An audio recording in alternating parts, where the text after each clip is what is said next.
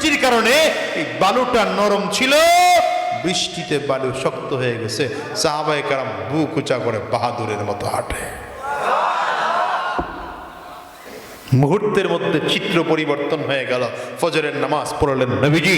ফজরের নামাজ পড়ে সাহাবায়ে কেরামদেরকে যুদ্ধের প্রস্তুতি মূলক ভাষণ দিচ্ছেন আমার নবী। ডেকে বলেন, সাহাবীরা, আজকে কাফিরদের বিরুদ্ধে এমন যুদ্ধ করতে হবে, কারণ আজকের যুদ্ধ ইসলাম থাকবে কি থাকবে না সেই যুদ্ধ।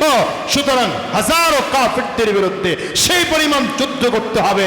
সেদিন সাহাবায়ে কেরাম কয়, পয়গম্বর, যুদ্ধ করবে ভালো কথা, আমাদের কাছে তরবারি মাত্র 8টা তরবারি দিয়া যুদ্ধ করব কি করে? রাহমাতুল লিল আলামিন কয়, আরে তরবারি না 8টা আছে, বুঝলাম তরবারি নেই, খেজুর গাছের ডেক্কা ডাল আছে না, খেজুর গাছের ডালগুলো নিয়ে ময়দানে নেমে যাও।